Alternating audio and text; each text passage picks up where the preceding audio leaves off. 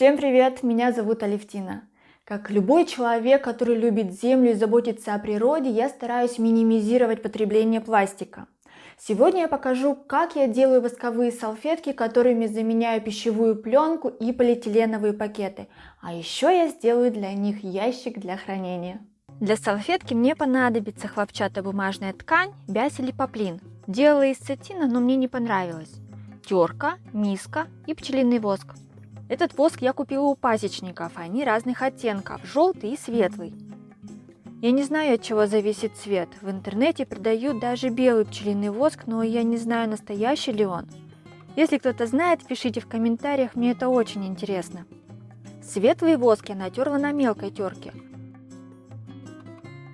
а желтый на более крупной, но в процессе я не увидела никакой разницы. Темным воском я покрою салфетки желтым цветом, а для салфеток с белым фоном я, соответственно, буду использовать воск посветлее. Здесь хорошо видно разные оттенки воска. Чтобы не запачкать противень воском, плотно натягиваю фольгу. Кладу кальку, лучше, конечно, использовать пергаментную бумагу. Она не впитывает в себя жиры, но у меня ее не оказалось, решила использовать то, что есть у меня под рукой. Сверху кладу салфетку и тонким слоем равномерно насыпаю воск. На одну салфетку размером 35-42 см уходит примерно 20-25 грамм воска.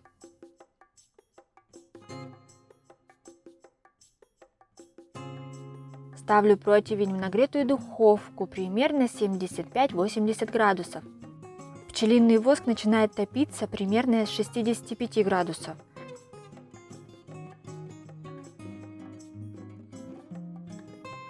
Жду 5-6 минут, пока воск полностью не растопится, и кистью распределяю воск по салфетке, пока он не остыл. Благодаря этому получается ровный слой и убирается пыльца, которая была в воске. Таким же образом делаю салфетку из более светлого воска.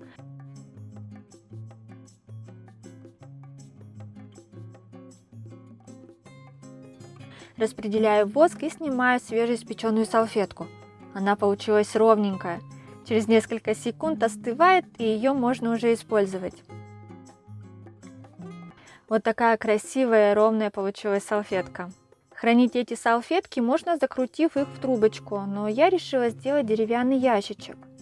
Для ящика нашла самый маленький подрамник для холста, который когда-то покупала в художественном магазине. Достала остатки рейки, которые использовала для кашпо. Кто не видел это видео, подсказка в углу. Купила 12 обычных деревянных линеек. На рейке намечаю и отрезаю 4 отрезка длиной 9 см. Это будет высота ящика. Линейки ошкуриваю, чтобы получились чистые и ровные дощечки. Отмечаю длину ящика и прохожу канцелярским ножом по линейке с обеих сторон.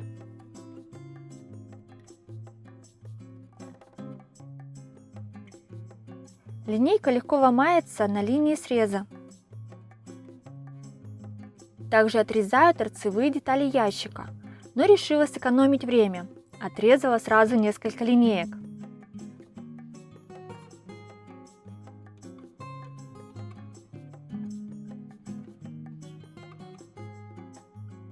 В самый угол подрамника приклеиваю рейки.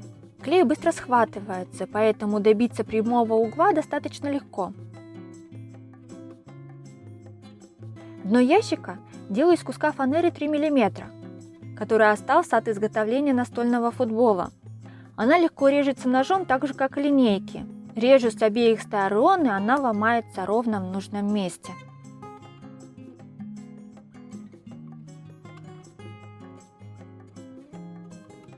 Подрамник имеет бортик. Дно входит ровно между ними.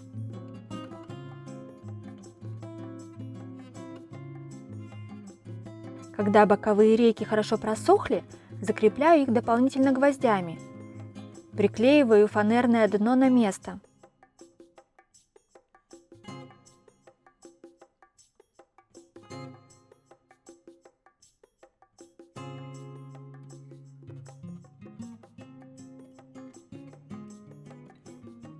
Осталось самое простое Приклеиваю все линейки на свои места. Для удобства отмечаю карандашом. Промазываю клеем и держу линейку, пока клей не схватится. Мне удобнее было клеить линейки сначала сверху и снизу, а потом уже посередине. Сворачиваю все салфетки и кладу их в ящик. Для каждого продукта своя салфетка. Например, в горошек у меня будет лежать морковка, редиска или помидорки черри.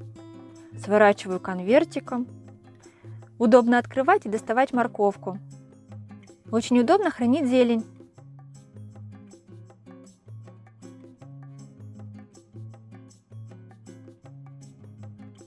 Для сыров, сырников или творожной запеканки я подобрала салфетки, на которых нарисована баночка с молоком. Так точно не перепутаю, от чего они. Если вам видео было интересным, не забывайте ставить лайк и подписывайтесь на мой канал, если вы еще не подписаны. На этом я с вами прощаюсь. До новых встреч!